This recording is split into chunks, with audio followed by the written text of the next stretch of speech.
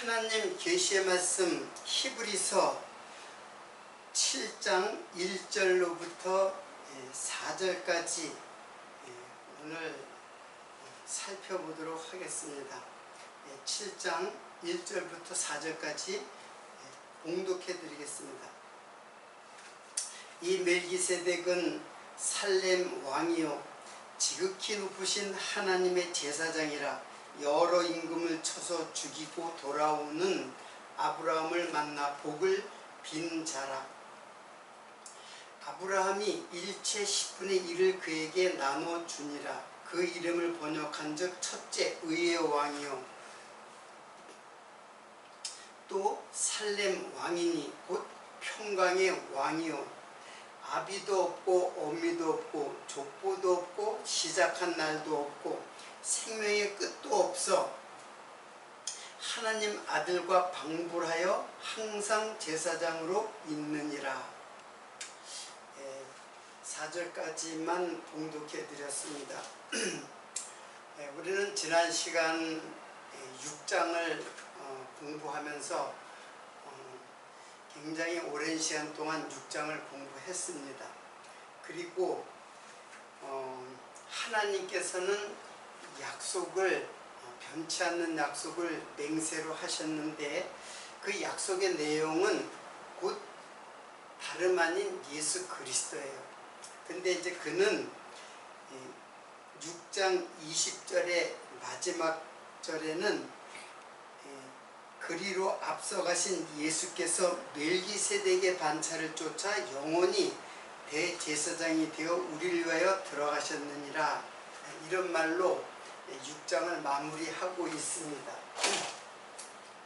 자, 그것은 하나님의 그 약속은 결국 예수 그리스도인데 예수 그리스도는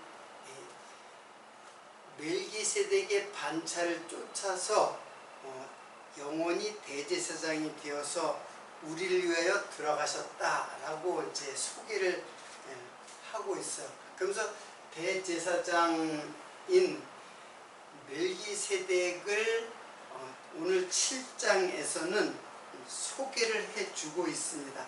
그러니까 6장 20절로 봐서 예수 그리스도는 멜기세덱이라는 대제사장, 하나님의 대제사장,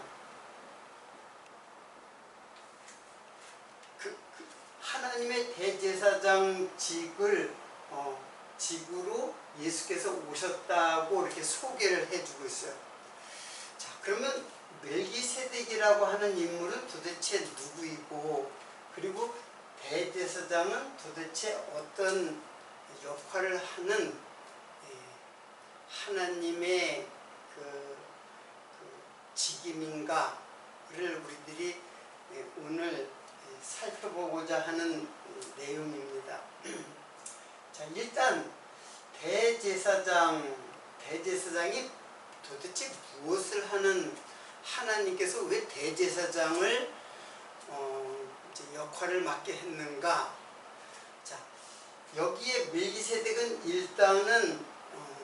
일단은 뒤에 두고 일단 대제사장은 하나님께서 12지파 중에서 레위 지파를 제사장 지파로 삼으셨어요.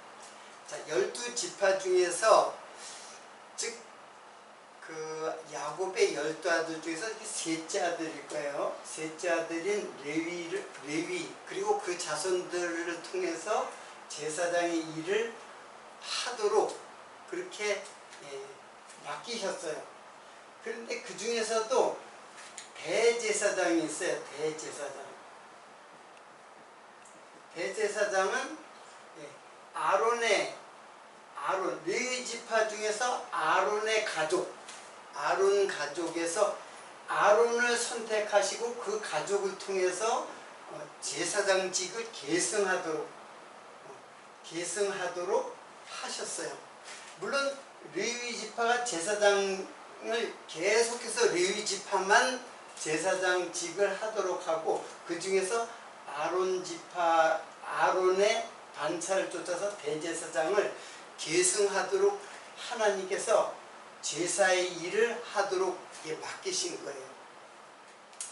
근데 이제 이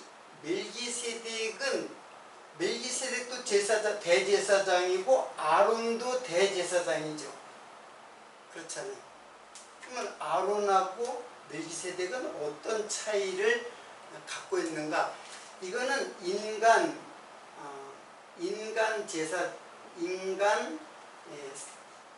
대제사장이에요. 아론이 인간이잖아요. 근데 대제사장이에요. 그리고 멜기세덱은 하늘 대제사장을 상징하는 대제사장. 그래서 인간 대제사장과 하늘 대제사장을 구별해 가지고 지금 설명을 하고 있는 거예요. 그래서 예수 그리스도는 바로 하나님의 대제사장으로 오셨다라는 말씀을 지금 소개해 주고 있는 것입니다. 자, 그러면은 일단 제사장이라는 게, 대제사장은 도대체 무엇을 하는 인물인가? 어떤 역할을 하도록 하나님께서 그 일을 하도록 이런 직임을 주셨는가를 우리가 한번 살펴보도록 하겠습니다. 자, 그걸 보기 위해서 히브리서 4장 14절을 한번 보겠습니다. 히브리서 4장 14절 배운 내용이에요. 우리에게 큰 대제사장이 있으니 승천하신 자 곧 하나님의 아들 예수시라. 우리가 믿는 도리를 굳게 잡을지니라. 자, 여기서 큰 대제사장이라 그랬어요. 그리고 큰 대제사장은 승천하시는 자라 그랬어요. 승천하시는 자. 그래서 승천하시는 자라고 하셨고, 이것이 히브리서 6장 20절에는 우리를 위하여 들어가셨느니라 라는 말로 하셨어요. 그래서 승천했다라는 말은 들어가셨다라는 말과 같은 의미를 갖고 있는 거예요. 승천은 즉 들어가시는 거예요. 사실은 하늘로 올라가시는 거죠. 근데 그 대제사장이 어디를 들어가냐면은 지성소를 들어가기 전에 휘장 안으로 들어가는 거예요. 휘장 안으로 들어간다는 이것을 이제 승천하신다라고 표현했어요. 우리는 승천하면 하나님 나라로 이제 들어가는 거잖아요. 그런데 대제사장이 어디로 들어갔냐면 휘장 안으로 들어가셨어요. 휘장 안으로 들어간다는 거는 바로, 휘장은 바로 십자가를 상징해요. 죽으심을 상징하는 거예요. 다시 말하면 휘장 안으로 들어간다는 건 육체의 죽음을 상징하는 거예요. 그게 바로 승천이에요. 그러니까 죽으심과 이 승천은 곧 부활이잖아요. 부활. 그래서 죽으심과 부활은 이 휘장을 통해서 이루어지는 거예요. 그래서 예수님이 십자가에 돌아가실 때 휘장이 찢어졌다라는 거는 예수님의 죽으심과 승천을 함께 상징적으로 보여주는 사건이 바로 휘장이라는 거예요. 자, 그걸 대제사장이신 이게 예수잖아요. 예수께서 들어가셨다. 이제 그렇게 말씀하셨죠. 자, 그러면 히브리서 나타난 큰 대제사장이신 예수. 이거는 제가 4장을 공부할 때 자세히 공부를 했지만 다시 제가 요 큰 대제사장에 대해서 설명을 하겠습니다. 여기 큰이라는 말은 메가스예요. 메가스. 그리고 대제사장은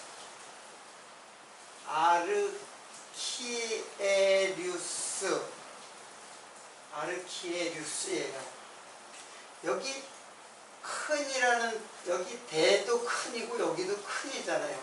그런데 여기에 큰은 메가스라고 해서 이거는 상대적으로 비교할 수 없는 큰이에요. 그러니까 절대적이라는 표현을 할 수가 있어요. 상대적으로 비교 우위가 아니에요. 비교적으로 해서 내가 너보다 더 크다, better라는 뜻이 아니라 best예요. 절대적으로 상대할 수 없는, 감히 상대할 수 없는 그런 큰이라는 뜻이에요. 자, 그리고 대제사장은 아르키에류스라는데 이거는 아르케 플러스 히에루스의 합성어예요. 히에루스는 이제 제사장인데 아르케는 얘는 태초라는 뜻이에요. 태초 또는 근본 또는 처음, 이제 그런 뜻이거든요. 그리고 머리, 그런 뜻이에요. 그러니까 아르케라는 말은 요런 단어는 무엇을 상징하냐면 바로 이거는 예수 그리스도를 표현할 때 쓰여지는 단어들이에요. 이거는 골로새서 초반에 나오는데 몇 장 이제 잊어버렸는데, 골로새서에 보면은 그가 근본이요, 그리고 처음이요, 머리다, 이제 이런 표현이 나와요. 그러니까 예수를 두고 하는 말이에요. 그러니까는 히에루스라는 말은 제사장인데, 아르케 히에루스는 태초의 제사장, 처음 제사장, 이제 그렇게 얘기할 수 있는데, 바로 예수를 지칭해서 쓰여진 단어가 아르케 히에루스, 즉 대제사장. 그러니까 대제사장은 예수를 말하는 거예요. 곧 예수예요. 근데 인간 대제사장 아론은 처음 제사장이거든요. 아론은 이스라엘 백성들이 성막을 지으면서 성막에서 제사를 지내도록 하면서 제사일을 주관하도록 하는 최초의 제사장이죠. 그 아론이. 그런데 사실은 그 아론은 진짜 태초의 제사장, 근본, 처음, 머리, 교회의 머리가 되신 예수 그리스도가 대제사장이에요. 그러니까 단어의 뜻은, 대제사장이라는 단어의 뜻은 아주 직접적으로 예수를 상징하는 단어가 기록된 거예요. 그런데 그걸 아론이 네가 대제사장을 역할을 하도록 하나님께서 맡기신 거예요. 그러면 역으로 말하면 아론은 예수를 상징하는 인물이죠. 예수의 대제사장직을 상징하는 인물이 아론이에요. 그런데 아론은 인간 제사장이지만은 오늘 멜기세덱이라고 하는 대제사장은 하나님의 제사장이라고 했어요. 하나님. 그러니까 아론은 인간 제사장, 즉 땅의 제사장이지만은 멜기세덱은 하나님의 제사장, 하늘의 제사장이다 라는 표현을 쓴 거예요.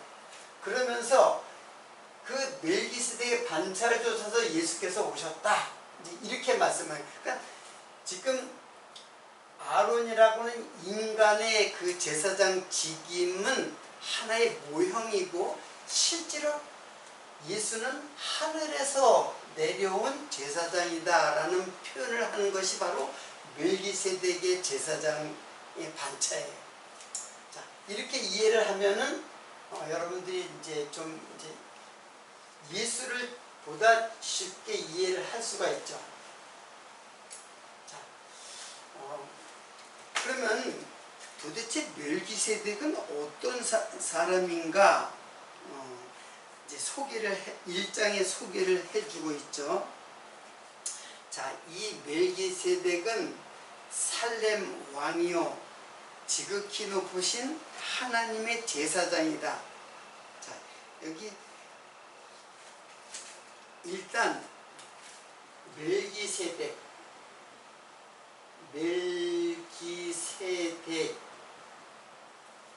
했는데 이게 히브리 말로는 히브리 말로는 이게는 멜키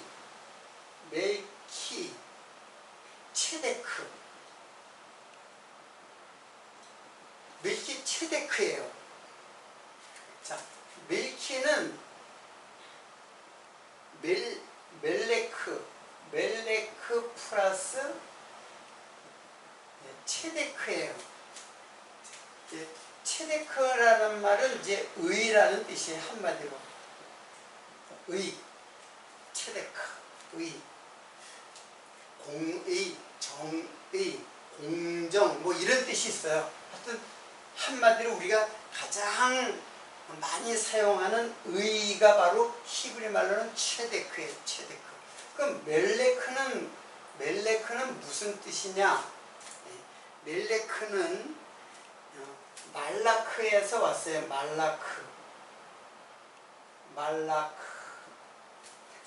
말라크에서 왔는데 이거는 이 말라크는 통치하다, 지배하다 그런 뜻이에요. 자, 말라크에서 이렇게 왔는데 그러니까는 이 말라크라는 말은 통치하다, 지배하다라는 뜻인데 이거는 하나님께서 왕으로 임명을 하는 자를 말라키라고 하는 거예요. 그 직임으로 따지면 왕이에요. 통치하다, 지배하다. 이거 왕이잖아요. 그러니까는 요 말라크가 그 선지자 제일 마지막에 나오는 선지자가 말라기 선지자죠. 그 말라기가 바로 이 말라크예요. 그걸 갖다가 우리 국어로 말라기라고 번역을 했는데 사실은 말라크예요. 그 말라크에서 온 말이 멜레크 체데크, 이거를 갖다가 합성된 단어가 멜키체데크인데 이걸 한국말로 멜기세덱이라고 번역을 한 거예요. 자, 그러니까는 이런 뜻이 있는데 이걸 그러면 다 말하면 뭐예요? 이게 쉽게 말하면 의, 왕 그런 거죠. 그래서 이걸 갖다가 뭐래요? 의의 왕이다. 이제 그렇게 하는 거예요. 멜기세덱의 이름의 뜻은 의의 왕이에요. 멜기세덱, 의의 왕. 이제 그런 뜻이죠. 그리고 또 뭐라 그랬어요? 의의 왕이라고도 하고, 그리고 그 3절에 보면은 그렇죠. 2절에 보면 그 이름을 번역한 즉 의의 왕이요 또 살렘의 왕이라 그랬어요. 살렘의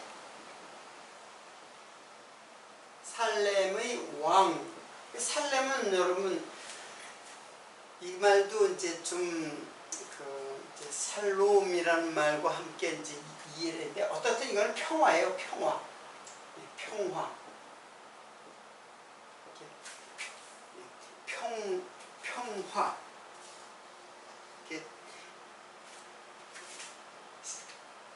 샬렘의 왕인데 왕은 요건 바실리우스. 바실리우스는 이거는 이제 요거는 히브리어가 아니라 이건 헬라어예요. 샬렘도 물론 이제 헬라어인데 사실은 히브리어에서 그대로 음력이 된 거예요. 그래서 샬롬, 샬렘 이게 다 평화를 말해요. 근데 원래 이게 샬람, 자, 이것도 좀 설명을 할게요. 샬람에서 이제 유래한 말인데, 샬람은 뭐냐면은 이거는 보상하다,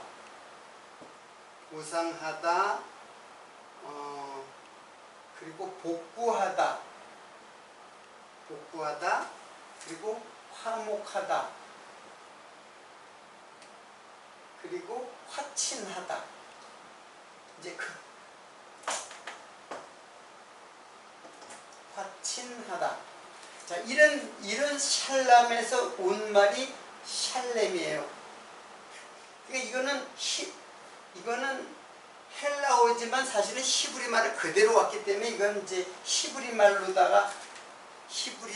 어원을 따라서 이제 온 말인데, 그 말이 뭐냐면 보상하다, 복구하다, 화친하다, 화목하다 그런 뜻이에요. 자, 이 말은 어디서 온 거냐면은 자, 이웃에게 피해를 줬어요. 피해를 주면 반드시 보상을 해줘야 돼요. 그 보상법이 바로 율례예요. 보상을 어떻게 해야 되느냐, 그것을 율례로 해요. 뭐 하면 4배로 갚고 뭘 하면 어떻게 갚아야 된다. 만약에 보상이 안 이루어지면은 화목할 수가 없죠. 내가 상대방을 피해를 줬어요. 상처를 입거나 심지어는 소를 갖다가 죽일 수도 있고 사람을 죽일 수도 있어요.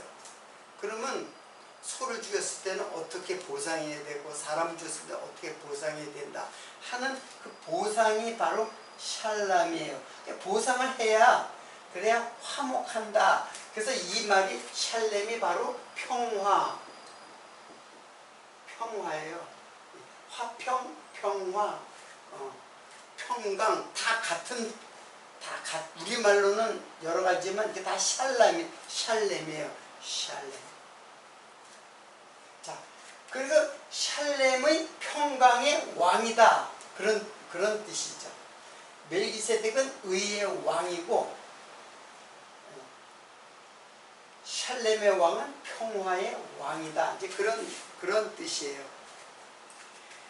자, 그런 것이 바로 대제사장직이에요. 자, 그러면은 이걸 대제사장으로 오신 예수는 과연 어떤 분이냐? 바로 대제사장직을 수행해야 되죠. 그러면 의의 왕이 돼야 되죠. 의의 왕이 돼야 된단 말이에요. 우리는 다 불의한 자예요. 불의한 자 중에서 우리의 왕이 되려면 불의한 자의 왕이 되겠죠. 그러니까 우리를 의롭게 해야 의의 왕이 되는 거예요. 그렇잖아요. 그러니까는 우리를 의롭게 하시는 왕이다라고 보아도 돼요. 자, 그리고 우리는 하나님하고도 불화하고, 그리고 이웃하고도 서로 불화하는, 서로 싸우고 다투는 관계예요. 심지어 하나님을 대적하고 반역하는 자가 우리예요. 그런데 하나님과 화목하게 하려면은, 또 이웃과 화목하게 하려면 보상이 이루어져야 돼. 보상. 그래서 복구를 시켜야지 화목하고 화친할 수가 있어요. 자, 그러니까는 예수는 어떤 분이시냐? 우리의 죄를 보상해요. 이웃에게 피해를 주는 것을 보상을 해야 돼요. 그것이 바로 그렇게 하는 왕이다. 이렇게 보상을 해주는 왕이다. 그게 바로 샬렘의 왕이에요. 샬렘 바실루스는 이제 왕이라는 뜻이에요. 뜻인데 이게 사실은 지배자, 통치자라는 뜻이에요. 나라라는 말이 바실레이아라는 말이 여기서 나온 말이에요. 바실레이아라는 나라라고 있죠. 그러니까 나라는 우리는 나라라고 생각하지만 사실은 왕의 나라예요. 왕이 통치하는 나라가 바실레이아예요. 그건 나중에 이제 또 설명하도록 하고. 자, 이걸로 봐서 의의 왕이요 평화의 왕, 즉 우리의 죄를 보상하는, 하나님에게 화목하게 하기 위하여 우리의 죄를 보상해주는, 그래서 하나님과 화목하게 하는 왕, 이게 뭐냐면은 대제사장이 하는 일이에요. 자, 그래서 대제사장이 뭐를 해요? 제사를 지내잖아요. 제사 일을 주관해요. 제사라는 거는 바로 속죄 제사죠. 속죄. 우리의 죄를 속하는, 그래서 하나님과 화목해 하는 제사를 지내는 그런 제사장. 그 제사장들은 대제사장의 주관 아래서 모든 제사 일을 쫙 시행을 해요. 그 제사 일이 많으니까는 많은 제사장들이 필요해요. 그래서 그 모든 일을 주관하는 자가 대제사장이에요. 그가 바로 누구냐면 바로 예수 그리스도다라고 하는 말씀입니다. 자, 그러니까는 여기서 평화의 샬렘의 왕이고 의의 왕. 샬렘의 왕은 평강의 왕이라는 말과 같은 말이에요. 의의 왕과 평강의 왕이다 라고 멜기세덱을 소개해 주죠. 그 멜기세덱은 물론 예수를 이제 상징하는 인물이니까. 근데 멜기세덱을 조금 여기서 보면 이상하게 소개를 하고 있어요. 자, 멜기세덱인데 그는 아비도 없고 어미도 없고 족보도 없고 시작한 날도 없고 생명의 끝도 없이 하나님의 아들과 방불하여 항상 제사장으로 있는 자. 이게 무슨, 아비도 없는 사람이 있어요? 아비 어미가 없는 사람이 있을까요? 자, 이 말은 자, 아비도 없고 어미도 없다. 아비도 없고 어미도 없다. 이 말은 아파토르 그리고 아메토르 이렇게 돼 있어요. 자, 근데 이거는 없다라는 뜻이 아니라 알려지지 않았다고 하는 부정을 나타내는 거예요. 아파토르는 알려지지 않았다라는 부정을 나타내는 거예요. 그러니까는 아비도 없고 어미도 없다는 뜻이 아니라 알려지지 않았어요. 저 사람은 아비도 모르고 어미도 모른다, 그런 뜻이에요. 있겠죠.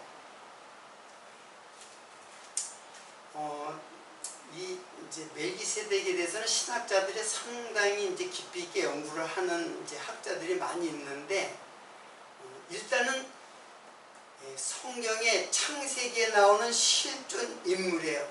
그리고 아브라함 시대, 즉 BC 2000년 전에 그 족장 시대죠. 아브라함 시대가 족장 시대니까 그때의 제사장으로 있는 실존 인물이에요. 그러니까는 모르는 거예요. 없는 게 아니라 모르는 거예요. 그래서 굉장히 신비스러운 인물로 이제 알려져 있죠. 멜기세덱은. 자, 그리고 또 뭐라 그러냐면 하나님의 아들과 방불하다.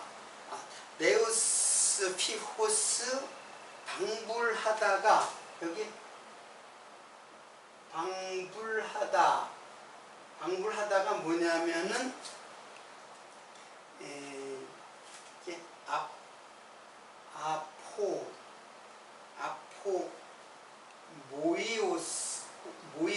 모이오예요. 아포 모이오는 이런 뜻이에요. 부모 같게 하다. 그리고 닮았다. 이제 그런 뜻이에요. 하나님의 아들과 같은 것이 아니라 같게 한 거예요. 하나님께서 멜기세덱을 보낸 거는 하나님의 아들과 같게 하여 보낸 거예요. 그리고 닮았다라는 표현이 있는 거예요. 근데 이걸 우리는 방불하다라고 번역을 했어요. 그래서 이 방불하다라는 말은 뭐 이런 뜻이 있죠. 사실은 이런 뜻인데, 사실은 방불하다라는 말은 이게 불교 용어예요. 이 불교 용어인데, 이거는 어떤 뜻이냐 하면은 누구를 떠올리게 할 만큼 유사하다, 그런 뜻이거든요. 누구를 떠올리게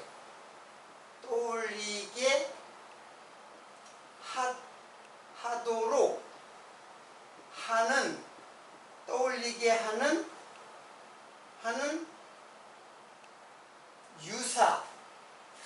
유사하다. 떠올리게 할 정도로 유사하다. 이런 뜻이에요. 방불하다라는 뜻이 누구를 떠올리게 할 정도로 유사하다. 유사하다는 건 닮았다, 같게 하다, 비슷하죠. 그러면 누구를 떠올리게 할 정도로, 이게 방불하다는 말의 뜻이에요. 그러니까 방불하다는 말은 굉장히 정확하게 번역이 된 말이에요. 이게 이제 불교 용어인데 이런 뜻이에요. 한마디로 불교 신자들은 다 부처가 돼요. 부처가 있지만은 부처와 같은 자가 되는 거예요. 그 불자들은 그 부처와 같은 자가 돼버리는 거야. 나중에 그 경지에 이르게 되면은 부처만 부처가 아니라 모든 사람이 다 부처가 된다고 하는 그 불교의 교리거든요. 근데 그거하고 비슷한 거예요. 그냥 멜기세덱은 누구를 떠올리게 하냐, 바로 예수 그리스도를 떠올리게 할 정도로 유사한 사람이 바로 멜기세덱이에요. 그래서 멜기세덱은 실존 인물이에요. 아비도 없고 어미도 없고. 그러니까는 이거 도대체 어떤 사람이야, 도대체 이거를. 없다는 것이 아니라 누군지 어미도 모르고 아비도 모르는 거예요. 대부분이 부모가 자식을 키우니까는 그 부모의 그 자식을 이제 다 알잖아요. 근데 이거 어디서 뚝 떨어졌는지 아비도 모르고 어미도 모르고 시작도 끝도 모르고 영원히 하나님의 제사장이다, 이렇게 표현했으니까는 굉장히 신비스러운 인물이죠. 그래서 우리가 배웠지만은 히브리서 5장 11절을 보면은 이렇게 나와요. 멜기세덱에 관하여는 우리가 할 말이 많으나 너희의 듣는 것이 둔함으로 해석하기 어려우니라. 그러니까 멜기세덱은 이야기 소개를 했지만은 너희들이 해석하기 어렵다, 이해하기 둔하다, 그렇게 한 거예요. 근데 신학자들은 이 멜기세덱에 대해서 깊이 연구를 해요. 사료도 통해서 연구를 하기도 하고 성경의 말씀을 통해서 연구를 하고, 연구를 해봤자 이거밖에는 더 나와요. 이렇게 소개해 줬으니까는. 그러니까 이게 이렇게 소개해 주면 이렇게 알면 되는 거예요. 더 알 필요가 없죠. 더 알면은 다치는 거예요. 더 알 필요가 없어요. 그러니까 하나님의 알 만큼 우리들에게 알려주시는 거예요. 멜기세덱. 이 멜기세덱은 예수를 알게 하는 거기 때문에 이 정도를 알면은 충분히 멜기세덱은 예수의 대제사장직을 수행하는 상징적 인물이다. 이렇게 알면 되는 거죠. 뭐 더 알 필요가 무엇이에요? 성경에서 더 알 필요가 있으면 우리의 구속을 위해서 하나님께서 더 계시를 하려면 더 자세하게 우리에게 알려주셨겠죠. 근데 이렇게 소개를 해줘요. 그리고 이렇게 소개만 해줘도 그 멜기세덱이 상징하는 예수 그리스도를 분명하게 알 수 있죠. 아, 예수는 하늘에서 온 대제사장이구나, 이렇게 알 수 있는 거예요. 그래서 아론의 반차를 쫓은 그 인간 제사장들과 이 예수 그리스도의 제사장직은 이제 차이점을 갖고 있죠. 그걸 우리들이 이제 여기서는 소개를 해주고 있습니다.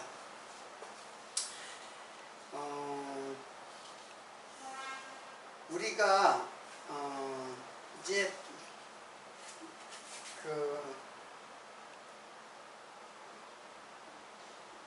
이 멜기세덱을 소개해 줄 때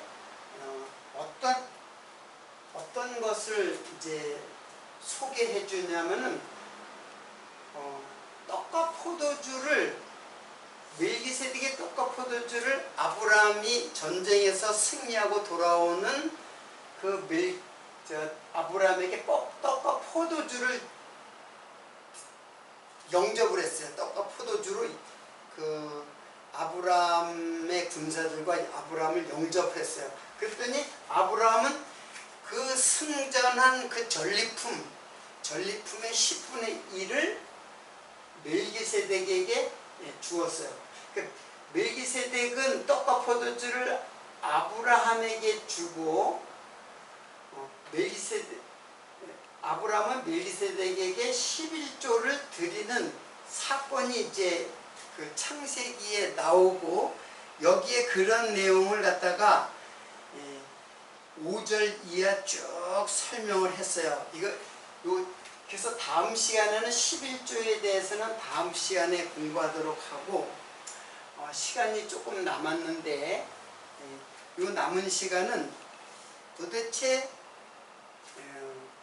그 대제사장은 어떤 일을 하는 자인가를 한번 제가 그거를 좀 찾아서 여러분에게 소개를 하겠습니다.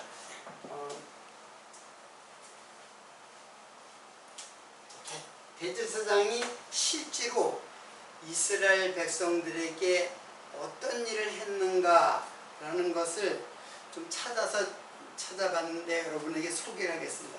첫 번째, 대제사장의 일은 그 제사, 하나님께 제사, 이게 가장 중요한 일이에요. 제사와 절기, 절기도 이게 제사예요. 절기 때마다 제사를 드리거든요. 그리고 그 절기, 그러면 안식일, 제사, 이런 것들을 주관하는 임무를 맡은 자가 대제사장이에요. 자, 두 번째는 성전을 관리를 해요. 성전 관리. 자, 이제 성전 관리는 왜 중요하냐면 제사가 성전에서 이루어지잖아요. 그렇기 때문에 성전을 잘 관리를 해야 돼요. 아주 신성하게 그 하나님 율법에 잘 맞게 관리를 하고 유지를 하도록 하는 일을 이제 대제사장이 하는 일이에요. 세 번째는 속죄와 중재. 어떤 의미에서는 이거와 이거는 이제 같은 의미인데, 뭐 속죄는 다 알죠. 제사 일을 하는 일이죠. 제사 일을 함으로써 백성들의 모든 죄를 다 속죄하는 제사를 드리도록 하는 일. 제사나 뭐 이거나 이제 같은 의미죠. 그리고 중재는 하나님과 인간 사이에서 하나님이 지명한 제사장이 인간의 죄를 중재하는, 죄를 갖다가 속량해서 중재하는 일을 해요. 그래서 중보자라는 말, 우리 이제 신앙에서 중보자의 역할을 하는 게 중재하는 일을 하는 거예요. 여기와 여기. 선지자도 중보자고 왕도 중보자예요. 엄밀하게 말하면은.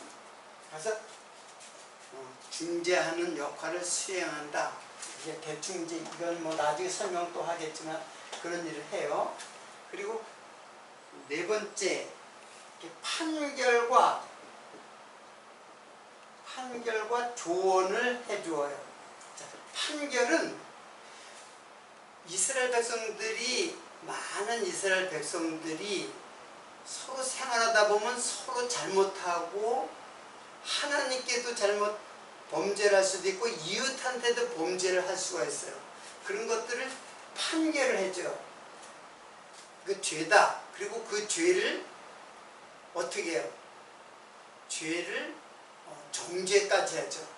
죽일 자는 죽이게 하고, 저 안식일을 범한 자들은 어떻게 해요? 저 진 밖으로 내쫓아서 돌로 쳐서 죽이는 그런 판결까지 하고, 그리고 이스라엘 백성들이 하나님을 잘 섬기도록 그 신앙적 좋은 어드바이스를 해주는 거예요. 조언을 해주는 거예요. 그런 일을 해요. 자, 이런 일들이 제사장이 하는 일들이에요. 제사장들은 하나님과 인간 사이의 중간에서 하나님의 그 말씀을 잘 지키도록 그 일을 수행할 뿐 아니라 백성들로 하여금 하나님을 잘 섬길 수 있도록 중간 역할을 하는 자가 바로 대제사장이다. 이렇게 이해를 하면 돼요. 이것은 뭐 두말할 것도 없이 바로 하나님과 인간 사이에 예수께서, 예수는 하늘의 존재죠. 하늘의 존재인데 땅에 내려온 거예요. 이게 예수 그리스도예요. 하늘의 존재인데 땅에 내려왔어요. 영이신 하나님이신데 육체의 몸을 인간의 몸으로 입고 오신 분이 예수 그리스도예요. 그래서 땅과 하늘을 하나로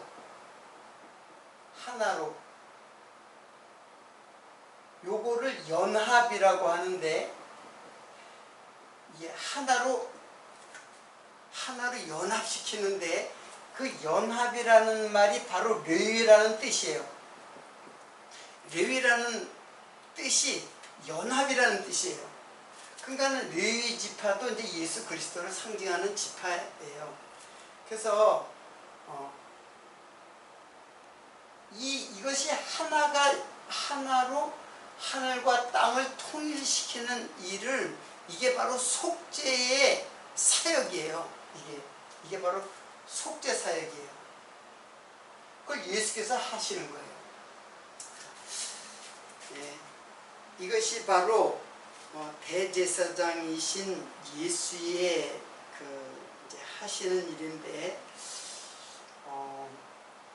오늘은 여기까지만 하고 4절부터 다음 시간에는 그 11조, 왜냐하면 11조를 통해 가지고 하나님께 제사가 이루어지거든요. 11조는 제사가 이루어지도록 하는 그 규례에 속하는 거예요. 하나님의 제사에 속하는 거예요. 그래서 11조의 문제, 그리고 제사라는 것에 대한 문제를